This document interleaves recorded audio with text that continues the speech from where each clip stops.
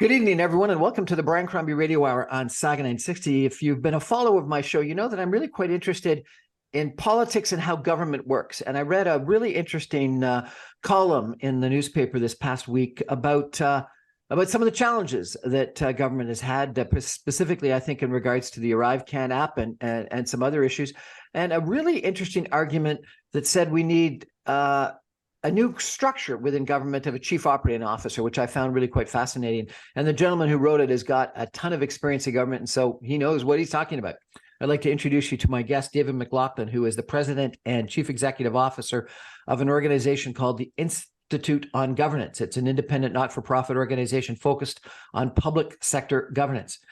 David has extensive public service experience, including as clerk of the Executive Council and cabinet secretary in Manitoba, Deputy Minister of Policy and Planning in New Brunswick, and Deputy Minister of Intergovernmental Affairs in both of those provinces, Manitoba and New Brunswick, which is kind of interesting in the prairies and in Atlantic Canada.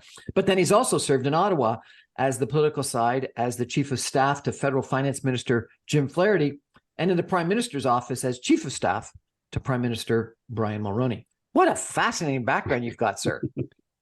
That just means I can't keep a job, Brian. It's a pretty impressive, experience set, and also to do it in two provinces as well as in Ottawa, I think gives you an incredible background and experience to argue that the public service needs to change. So this article, this column was really quite interesting. I think you were very critical about ArriveCan and the overspending on all these external consultants. Is this a one-off incident, or do you think it happens more often? Oh, I don't think it's a one-off incident at all.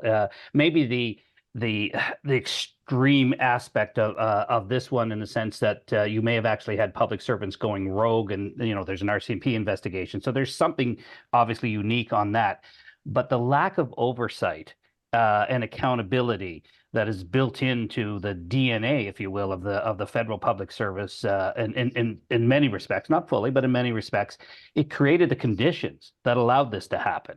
And that's my point, is that for a lot of situations, they don't arise to that kind of extreme negligence or deliberate malfeasance by public servants, but the spending that is not necessary, the lack of results and outcomes, that's a function of the system itself. It means somebody is not in charge of having that kind of oversight and making certain that things work out the way they're supposed to. And it's like anything in life or business or whatever, but certainly in government, if it's not someone's job specifically, it won't get done. That's been my experience at different levels of government, federal, provincial, on the political side, on the bureaucratic side. And so I think ArriveCan just brings that together and makes that pretty clear to people. But I just can't imagine a situation in business and or in government, frankly, though it obviously happened, where you could allow consulting and outside services to get so out of control. How does that kind of spending just happen without somebody saying this is unbelievable? It's got to be, in business, you wouldn't be able to spend that much money on outside consultants. It would be impossible. It'd be impossible. You would have had checks and balances and reporting in and tracking like along the way. So a red flare would have gone up at a certain point. But that, to me, is your question is kind of the core one for this, Brian. I think you're bang on.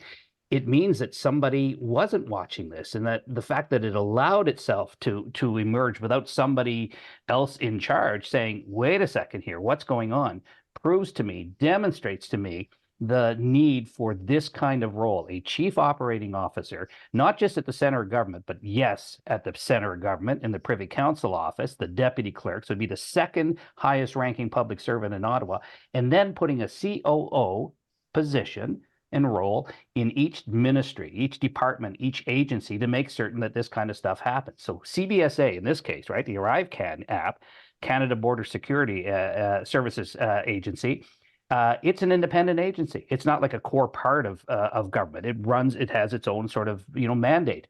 It should have that kind of person in there as well. And then the departments that work with it, public safety, immigration, citizenship, and refugees, also work with CBSA. They too should have this kind of piece, this kind of role. So yeah, it's a kind of incredulous, right? Incredible that this thing would be allowed to spiral out. but that's the problem. And it needs to have somebody overseeing it. I guess my frustration with this conversation in your article, though, was that I thought that was the job of the deputy minister, the assistant deputy minister. I always thought that the minister was providing the policy framework, the governance, because they were the political masters, but that the deputy minister was supposed to run the place. Isn't that how it was supposed to? And so I would, like, if I used a corporate analogy, I always would have said that the minister is the CEO, externally focused, governance focused, and the deputy minister is the COO. Why are you saying the deputy minister isn't the COO?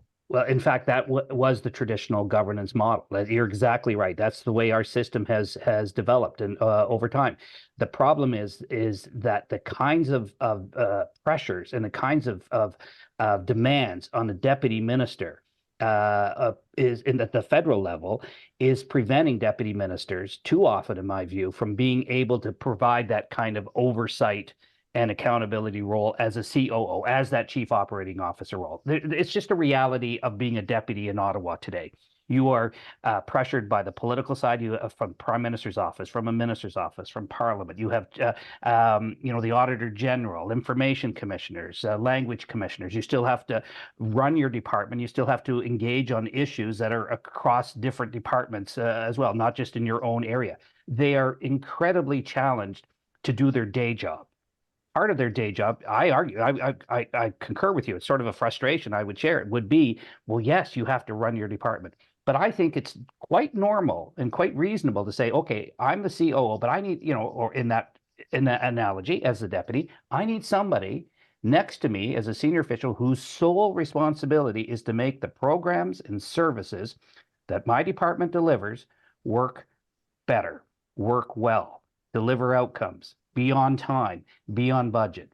The pandemic showed the need for good service delivery to Canadians.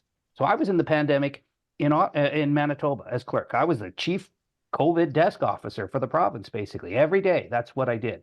Provinces are closer, as you know, Brian. Municipalities, they're closer to constituents. Service delivery is kind of built into our way of thinking, less so at the federal level. It's too big, it's too complex, and there's too many other pressures and dynamics. So cut through it, put a COO role there, and help the deputy do what you said. I don't disagree at all. It's just my practical experience, my observation is it will not get done to the level that you and I believe should be done without having this kind of position. But aren't you then just sort of, be making the department top heavy? You're going to have a deputy minister, then a COO, then assistant deputy ministers. You're just making, one more person. You got to pass everything through and more ability to pass the buck. Well, you'd have to guard against that. No question. No, if you had a COO who is an associate deputy minister, senior level, who had that responsibility, it would be clear, it'd be clear as to the officials underneath that on that kind of service delivery part of the department, they'd be working through that person.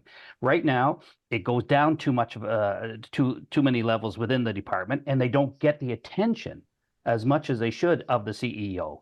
Of the deputy minister in that role. So a COO role there would be, it's carved out, it's focused, and it would be clear to people that that's the job that we have to do to support that person and provide the oversight. And that person would be every day digging in, drilling down to make certain that stuff happens.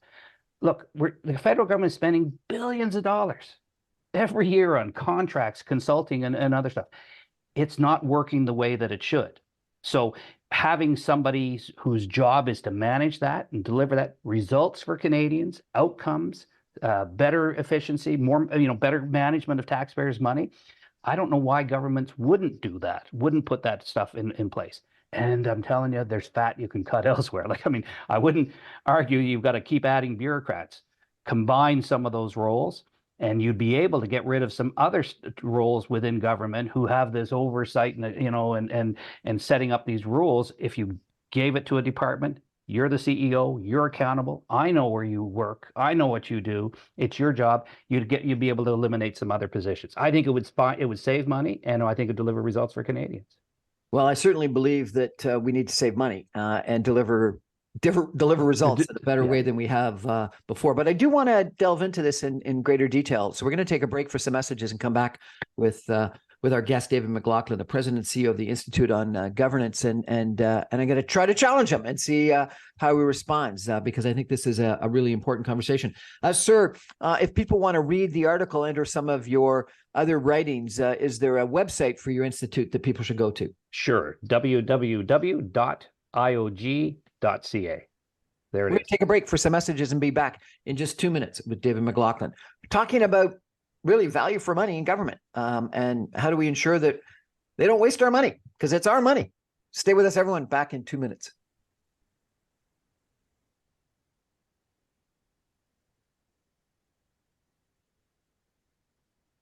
Welcome back, everyone, to the Brian Crombie Radio Hour on Saga 960. We're talking tonight with David McLaughlin, who is the president and chief executive officer of an organization called the Institute on Governance, about waste and control and accountability and his idea that he published in an article this past week in the newspaper about we need a chief operating officer in different departments in Ottawa.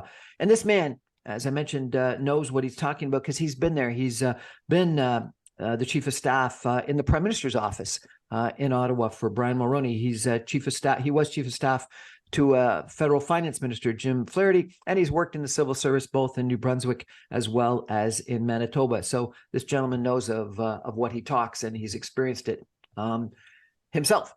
Let me ask you a couple of questions, if I could, to try to challenge you on this idea. You know, one of the issues here, I think, is that government spends a lot of money on consultants. And, you know, I've had some experience with government. I've had some experience in politics, and I've had a long experience in business. Everyone uses consultants, but the amount of engaging of consultants, I think, in government as a percentage of, you know, whatever it is, revenue or expenses or something like that, just seems outlandish. The money that, you know, government has spent on ArriveCan, the money that was spent on McKinsey, the amount of money that's spent on other consulting firms to provide advice. And it seems to me like it's almost as we're worried about expanding the public service, and so therefore we're going to spend it on consultants, so we don't have to justify it as part of you know, wages, salaries, civil servants. Why does government spend so much money on outside consultants and third party consultants? Two reasons. One is there's some specialized expertise that is needed, that is in the consulting world. It's not necessarily in government. And so that strikes me as kind of legitimate. Less legitimate is I think the government itself doesn't have that expertise. I mean, it's sort of two sides of the same coin. It doesn't have that capacity inside. And I don't mean that capacity just in terms of let's have more public servants to do this. Government has become a bit hollowed out in some core areas of expertise. And there's longer term reasons, you know, for this. So, for example, we've seen on the policy side, you know, the idea side, political parties come in with pretty baked platforms. They you know, and pretty direct mandates that they feel that they've been elected on to implement. And so having policy and foresight capacity of public servants looking ahead, what are the issues, thinking them through, they don't have that kind of scope the way they used to now. Politicians come in and say, here's what we're elected to do. We're going to do it. And your job is to just tell us how to do it and execute on it. So at the federal government level, execution has never been the same kind of core strength that you have. I go back to my point earlier at the provincial or the municipal level. It traditionally, Brian, you would rise up to the top in the federal public service by being a good thinker, innovative policy ideas, you know, big picture, big ideas for Canada and the world. And yet, what happened during the pandemic and outside the pandemic? We wanted them afterwards. We wanted our passports on time. We wanted our airports to function well. We wanted health services, the provincial level, delivered when we needed them. All of these kinds of things that are more service oriented, that are, you know, delivered to people. The federal government, except in a few areas, does not do that, and does not do that well to the same degree. So you've got this kind of mismatch of capacity and expertise that it just isn't kind of there. Take another example, IT systems, which is where, you know, you're seeing tons of money, right? It's being spent by federal governments on contracts. One of the things that I don't think Canadians fully appreciate is our IT systems are cranky and creaky. If you get OAS, old age, you know, supplement, old age security supplement today, you are getting it via a COBOL-based code an IT system that is 60 plus years old. In other words, if the code in the system was a person, it'd be eligible for OAS itself. I mean, you think about that, like, okay, so how do you fix that? And you've got a revolution on digital and AI that's happening now, and you don't have that kind of expertise inside the public service to figure this out. So there's some real big challenges that are happening just on that side. And so they say, oh, well, we need a consultant to do it. Well, okay, fine. Bring in a consultant, but manage the consultant. And what the government is, this federal government as an institution has been traditionally involved with and focused on is process. It drives me crazy, and it probably drives taxpayers crazy. It's about, was the process handled properly? It's less about outcomes, less about results. And so you end up with risk aversion as a culture. Let's not try anything different. Let's just make certain the process works well. In the case of ArriveCan, you had a crazy development or pressure on, we got to do something fast. Well, good luck with that with the federal government. Two, we had to do something that was innovative in the course of the pandemic. Good luck with that with the federal government. And we had to do something that we had to manage on a time frame without cost inflation. And definitely good luck with that with the federal government. So those three things together, it's almost in a way a perfect storm. How come people hadn't figured that out and then provided the right oversight? And goes back to your original question. How did that actually balloon out of, into these kind of epic proportions? So there's a number of things that I think are happening and have contributed to this. But every company had to deal with the pandemic and come up with solutions, and some failed and some succeeded. Yeah. And whether it was, what was it called, Project Warp Speed or something like that, we developed a vaccine in Warp Speed. Project Warp Speed. Yeah, in unbelievable time, and we had new technologies for mRNA vaccines, and people developed personal protective equipment that used to develop toys. So companies adapted incredibly quickly. You've talked about this desire for a chief operating officer that will implement. Let me challenge you for a second, and I would think the problem, until I read your article, I thought the problem was accountability. In business, if someone had managed ArriveCan and it had been the fiasco and overspending that had been, they would have lost their job. Absolutely. I used to work for Jim Pattison, and he gets a bad rap for this, but every year he fired the low person on the totem pole, the person that was the worst performer. And let me tell you, that's a huge incentive, absolutely, to make sure that you do your job and that you work, and that there's an incredible amount of accountability. I think there's no accountability or very little accountability in the civil service. People have got a job for life, and that's one of the reasons why people tell me they want to work for the civil service. Oh, I got a job for life. They can never get rid of me. Yeah. Oh, look, no question. This goes back to the culture that's in there. We talk about accountability in the public service, all the time, but a lot of times, because it's so dense and hierarchical and lots of different players in there, the line as to who's really responsible and who's really held accountable doesn't exist. And so you actually, in this case, there's two public servants who on the ArriveCan who have been suspended without pay, right? That's kind of novel, right? I mean, this is really unique. This doesn't happen. And it goes to your point. Why doesn't it happen? Why? And yes, there's lots of union stuff and agreements and other kinds of things. But the reality is accountability is so diffuse within the system. You can't actually find, the direct line and therefore take some actions. And part of that is, I really believe, is that there isn't a true enough system with people whose job as the COO role would be to ensure that that accountability is managed and directed in a way on a day-to-day basis. It just does not happen to the degree that it should. Okay. In the United States, there's people have criticized it as being a revolving door at the top of the civil service. But what happens is people from the private sector do come into government on a fairly regular basis. And I think sort of at the equivalent of the deputy minister level. Very high levels. Very high levels. And they bring in new policies, but they bring in also, new implementation. And, it goes to the extreme at some point in time with this recent impeachment attempt at the Department of Homeland Security, as an example, in the United States. But there is a influence on the public service of private sector people and experience and expertise that I don't think exists in Canada. Is that a failing in Canada? It's yes and no, there are differences in our systems that I just want to draw out for a second. But there's no question that our public services, service and public services across the country, it's not just federal, but certainly strongly provincial at the federal level, they've become a bit ossified because they haven't had that kind of cross-pollination, that outside set of influences. Our system says, well, we have a permanent public service. It's called system of responsible government. We have elected officials that come in. They form governments periodically. They change, but the public service stays the same. And that way, you can have a new government come in and ostensibly be able to rely upon a professional, a trained, a smart, informed public service to help them deliver on their platform commitments, on their program, or whatever, help them navigate through issues.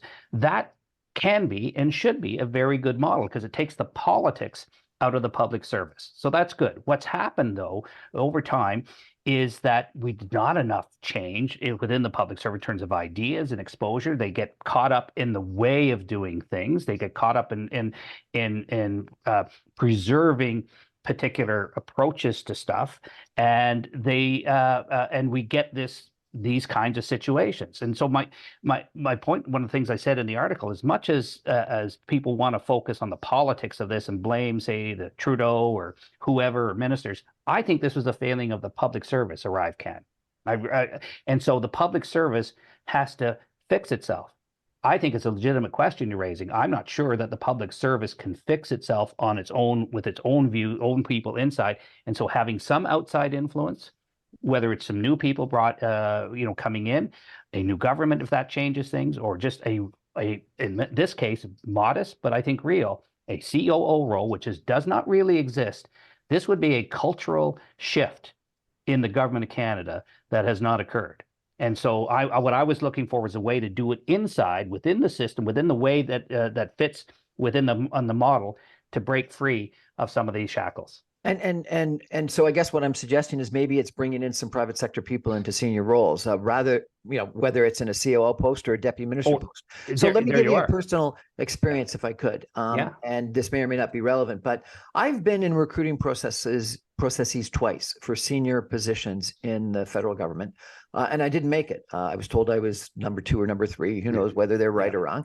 But I went through those processes, and I've been chief financial officer of a major public company. I'm COO of a major company right now. So I've got, I believe, that experience. And I was told in both occasions, and I checked it, and it was true, that the successful candidate was someone that was already in the civil service. And so in the end, they said they wanted to bring in some external people, and they interviewed some external people. But in the end, they went with what they deemed to be the safe bet, someone that already had who they're comfortable with experience. Yeah. Is that part of the problem, that they need to, bull in the China shop's not maybe the right analogy, but they need to bring in some people from Toronto, from Bay Street, from Vancouver, from Manitoba, from New Brunswick, people that have got experiences in other political parts of society or the private sector. Yeah, look, absolutely. When I was clerk in Manitoba, one of my jobs, of course, was to staff or make senior deputy minister appointments. Make all of those. I would recommend them to the premier, and they'd go to cabinet, and he always agreed with my choices.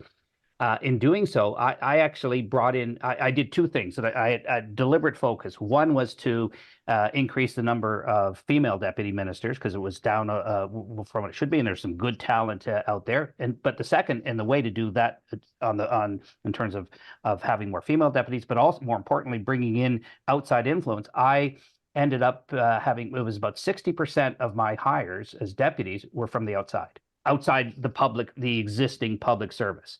Some were actually from outside the province. I apologize, 60%? Yeah, of my hires. So in that period of time, I hired a number of deputy ministers, and 60% of them were from outside the existing public service. That's got to be a record. Yeah, I really felt that there was a need to change the dynamic that was in there. What happens, of course, is there is a privilege. They privilege folks. I don't mean any public service, any organization to some degree, but certainly in government, bureaucracy, they privilege the people they know. They privilege the people that think like them. It's who they're comfortable with. You'd be have been to some degree too disruptive, a change agent, even if it's for the good, even if it's to help move some things along the right way. That's a challenge for any organization. I honestly believe that the senior public service has to appreciate the need for that and deliberately bring that in. And so in the case of, let's say they said, like, I really like your idea, David, of a COO. Here's two candidates. One is somebody who's been a long time senior official who he knows the system, right? Or she knows the system. They'd be great. Or here's candidate B, somebody from outside who's got a COO background, say private sector, doesn't really know Ottawa or the bureaucracy. And I bet you dollars to donuts, the inside choice would be exactly what you experienced, the one person who's inside, who's been around, who they're comfortable with. And my feeling is that you need disruptors. You need change agents, and the public service as an institution needs to have it needs to unleash innovation inside. There's good people who want to do more. I could tell you that, and are held back by the system and the processes and the culture. But you also got to bring in some outside perspective. I feel strongly about that, and I think the evidence is when you do that, it works. So the recruiting process that I went through both times had, I think it was 5 people. Yeah. In an interview process, and on a board kind of thing, on a board, yeah. And all of them were sort of HR or assistant deputy minister people. One was from the Privy Council, one was from Public Works, one was from some other organization, and they had a set list of questions they couldn't deviate from. They could not deviate. Exactly. And it was frankly unlike any experience I've had in the business world. It was the worst recruiting process, the least effective recruiting process, the most sort of bureaucratic recruiting process I've ever been through. And it happened twice in 2 different areas. Yeah. One was a department, ministry, and one was a crown corporation. Mm-hmm. I'm not at all surprised. It's what matters most is the process. It matters, like, okay, let's ask these questions.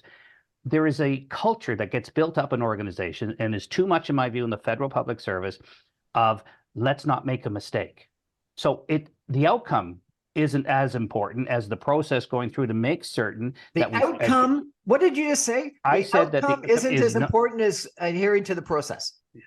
Too often that's the case. So why?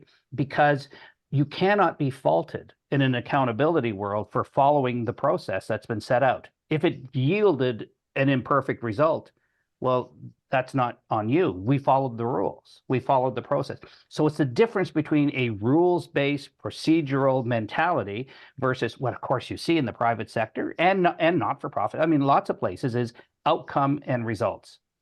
I would venture that as you go back to your pandemic example, you said there's lots of creativity, lots of things innovation that were happening out there. That dynamic happened across the country.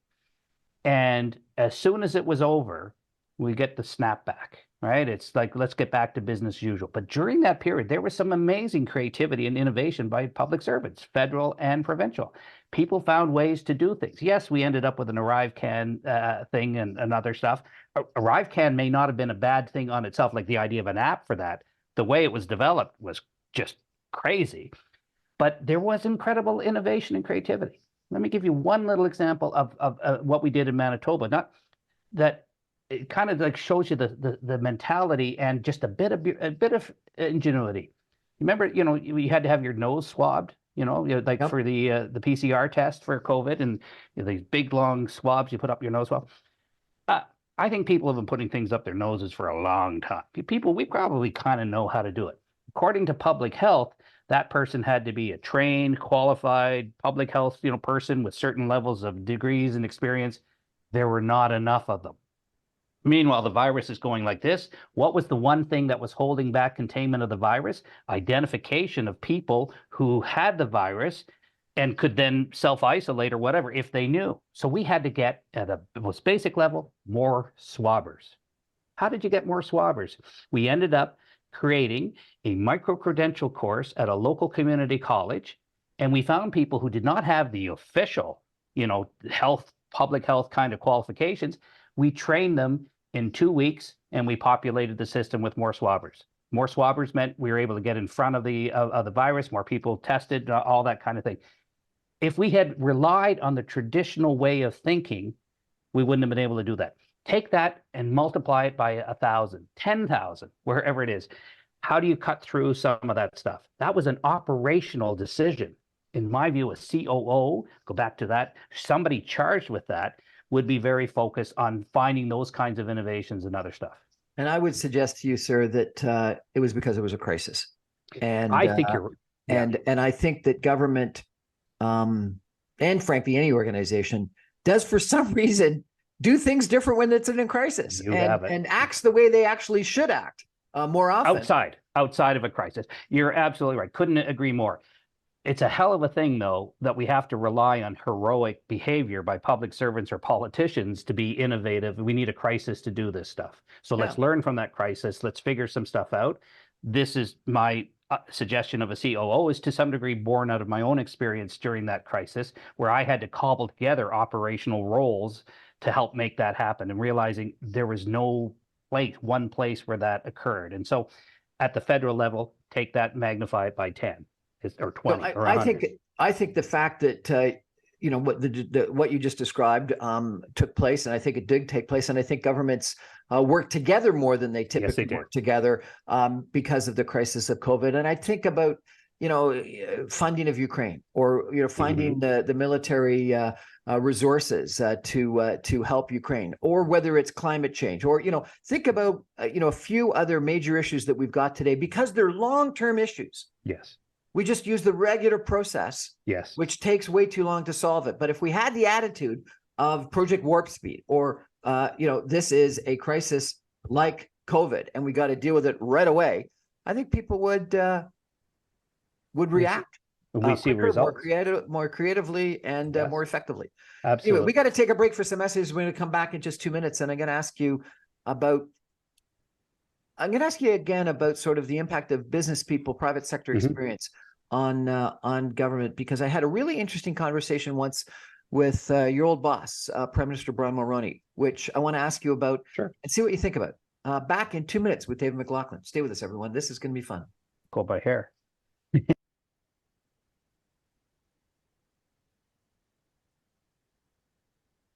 Welcome back, everyone, to the Brian Crombie Radio Hour on Saga 960. My guest tonight is David McLaughlin. We're talking about a article that he wrote, column that he wrote in the Globe and Mail a week ago, saying that we needed to have chief operating officers in government. And I'm a chief operating officer, so I kind of like the idea. And I thought it would be kind of fun to interview him and find out why. And he's given us a really good description of some of the challenges in government in making change, in implementing change and innovation and creativity, but also accountability and making sure that services are delivered.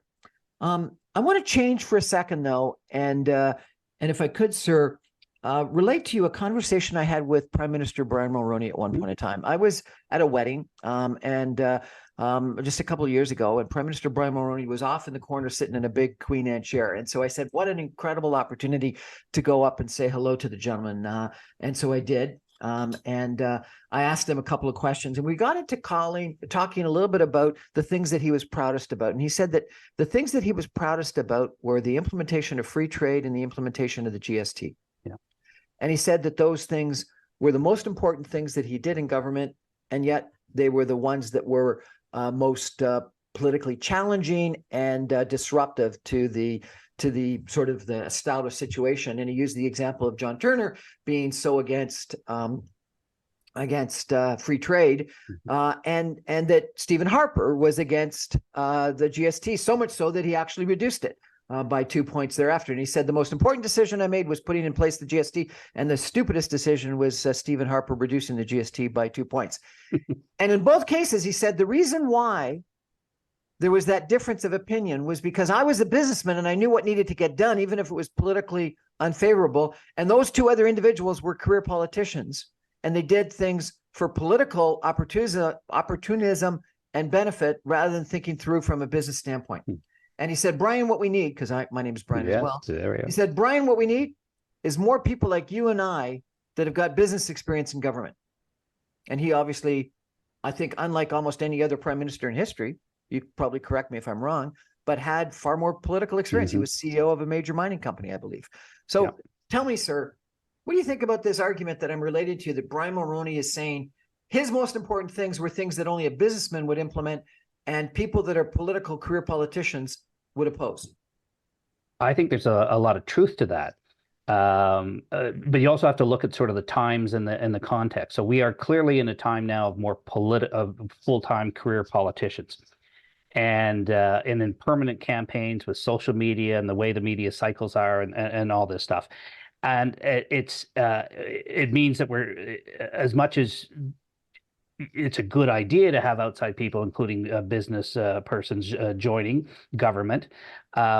They're not going to the same degree, because it's not so much the rewards. The reward of public service is, frankly, compelling unto itself for many people. You know, you don't need to pay the exorbitant salaries to public servants, but be people outside. They want to contribute, but they go into a system and they find that the system doesn't support the kind of innovation, the kind of new thinking, the novelty, the kinds of business process, the practicality, the reason and stuff for decision making, to the way to do things. Why? Because yes, it's career politicians, but it's not just that. The system kind of privileges more and more, too much, the easier solution, the softer way forward, the less controversial, the less contentious. What Mr. Mulroney was talking about was, frankly, two big heretical decisions, right? Challenging the system in many ways. But because he knew what he was talking about, his perspective, his confidence as a business person helped sell those internally. That was his first focus, was internally. The conversation that took place externally would not, which he prevailed upon. He would not have been able to do that if he did not instill enough confidence in his cabinet, his caucus, and even the senior public servants, I would say, because of his business background. So in these two instances, he was able to, say, look, I know this world, that this will work. The proof of that, Brian, is the durability of these. They're in place. They have been, they're into next iterations, NAFTA and other things. The GST is still there. There's harmonized GSTs and HST. So it's not just for the moment of having a novel perspective of a business person, cost cutting or efficiencies, etc. It's having somebody who can see the longer view as well. And it's interesting to me that very often business persons can, because they're thinking about where their organization has to be in terms of a market or where the customer is going and other things. Governments are increasingly focused on the short term. There's too much focus, frankly, on the short term. And that short term is going to be, in my view, is going to be, going back to your career politicians, that is where career politicians are going to take governments and take their parties, and that in this permanent kind of style of campaign. So I think your question is a valid one. I guess I would leaving it with a bit of, here's the context on that, and probably a bit of my own frustration. And I'm not sure it's going to quite happen that way, unfortunately. Let me ask you another question. Can you have the kind of accountability and strive for efficiency and lower costs and expense reduction in a civil service, in a socialist enterprise? I'm a capitalist. I've got an undergraduate and a graduate business degree. I've been in business my whole career. The profit motive is what I learned was the key to success, and what I've seen day in and day out is pretty important in incentivizing people to reduce expenses, for efficiency, for effectiveness, to create greater value for money, etc. Can you have that kind of incentive in a civil service? Not to the same degree, no question. You can't. Reason being is they have different roles: public enterprise, public services, public goods. They're of a different beast. They're a different caliber.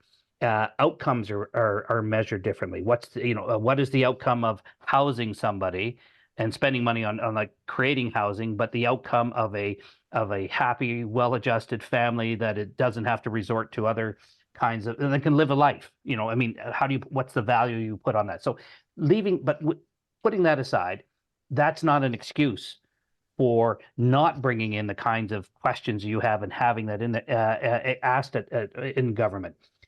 I would say it is very much a cultural thing for the party and power, and whether they privilege and value that.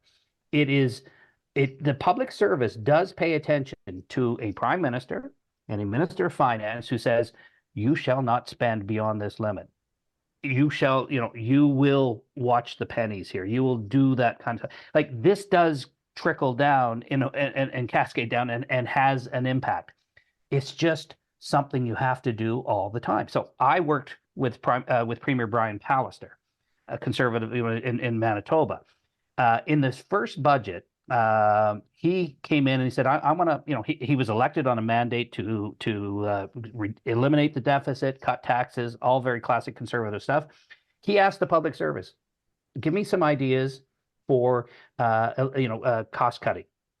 And he used to say to me afterwards, for the whole time that he was in power, because it shifted his view on the public service, they came back with savings and expenditure reductions suggestions that added up to about 0.0001% of the budget. He was underwhelmed, to say the least. And that colored his view for the whole time he was in government as to whether or not you could rely on the public service for that kind of stuff. What had happened, I think, as explanation, not excuse, is that you had a public service in Manitoba that had just come through 12 years of socialist NDP government, there where that kind of focus on cost cutting wasn't there. So they had, to the extent any of them had any cultural affinity or any chops at being able to do that stuff, it had gone. It wasn't there. This is going to be a problem at the federal level. If there is a change in government, Mr. Poilievre comes in, as seems pretty likely, and says, I need to cut and we need to restrain expenditures.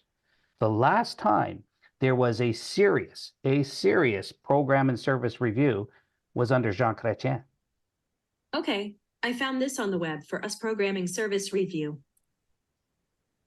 Sorry about that. What were you saying? Where the last time that the federal government had a serious approach to program and service review and cost cutting was under Jean Chrétien in 1994, 1995.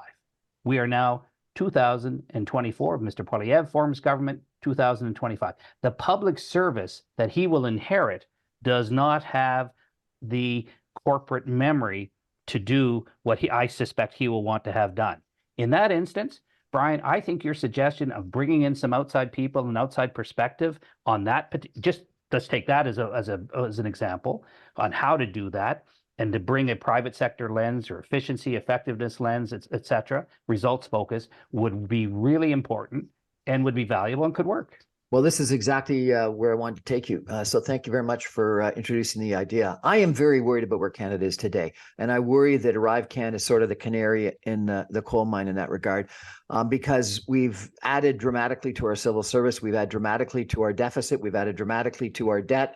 Our productivity and prosperity is anemic, and our Canadian dollar is down. And I really worry that we are comparable to the situation we were in the 1990s. And we need the kind of effort, again, that Jean Chrétien and Paul Martin instituted during that time period, where we had, I think it was 20% reduction in spending, including healthcare and transfers to provinces over the course of several years, such that by the end of the 90s, we were actually in surplus, which is just shocking to think about, that we were actually at one point in time, in a surplus where people were worried that surpluses would grow too big. That's right. So I'm going to take a break, and I'm going to ask you when we come back, if you were called by the clerk of the Privy Council or the Prime Minister tomorrow to implement the ideas that you talked about in your article, particularly given either your concern about a need for reduction or my even more extreme concern about dramatic needs for expenditure controls, what would you actually do? Stay with us, everyone. We're going to be back in 2 minutes. And David McLaughlin is going to tell us how he's going to change government. Stay with us.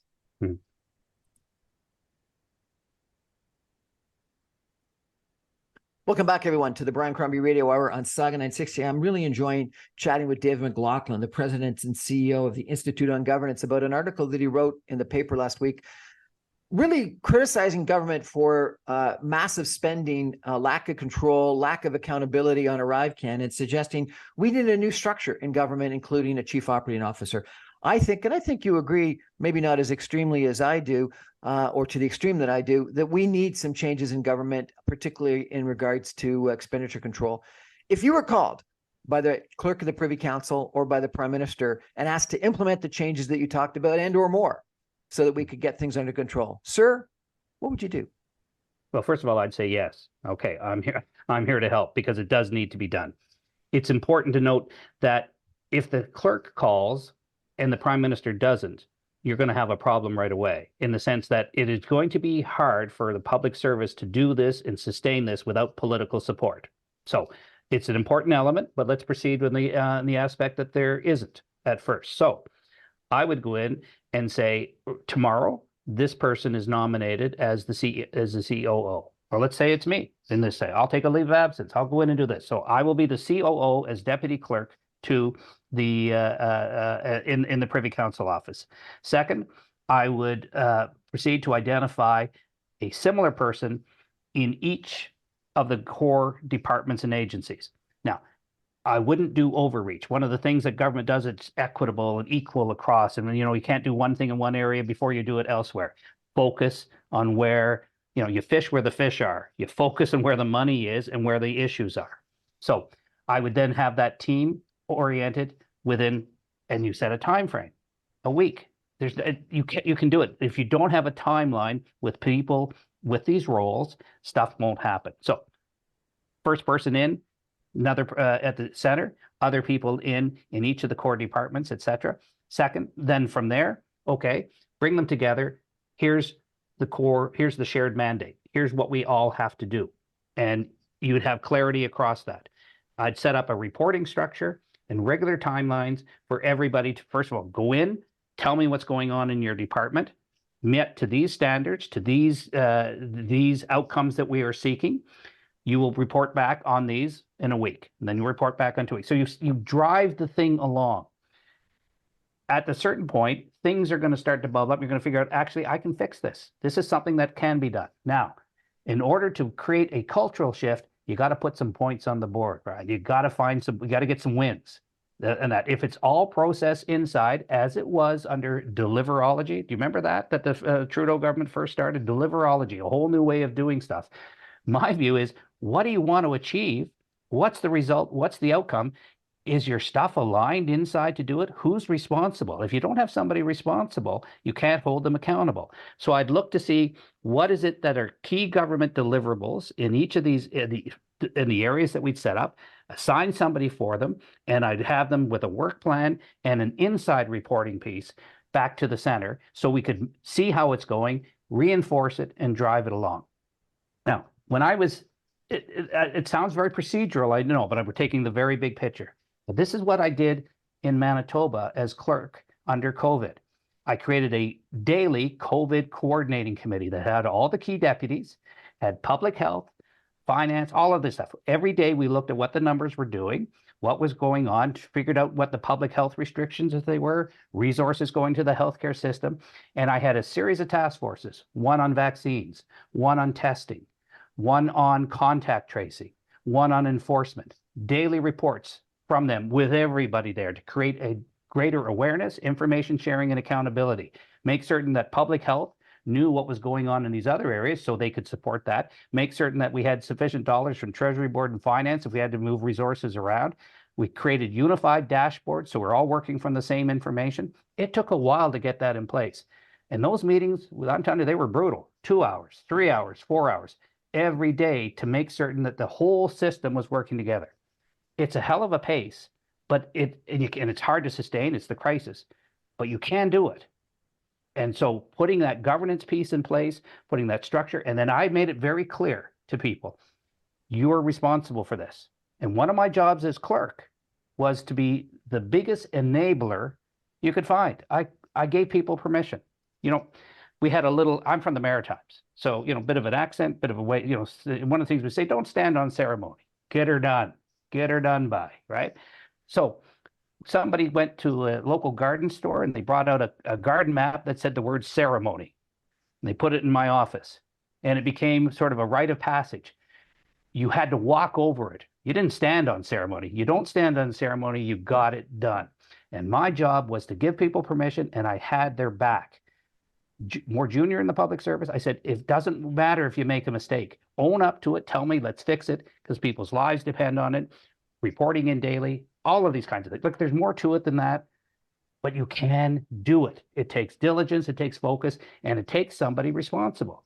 And that's my point. A COO who is responsible for this stuff, that people will know that's where the rubber hits the road. They'll follow that leadership, and that person will be held accountable. I was responsible for managing COVID across the province. The Premier, the Cabinet held me accountable because I had to report to them daily. You find a way to do it. David McLaughlin for COO of the federal government. We need you, sir. Thank you very much for joining us today and chatting about some challenges that we've got and your solutions for how we could solve it. Really appreciate it. That's our show for tonight, everybody. Thank you for joining us. I remind you, I'm on every Monday through Friday at 6 o'clock on 960 AM. You can stream me online from Manitoba or New Brunswick or Ottawa at www.saga960am.ca. Good night, everybody.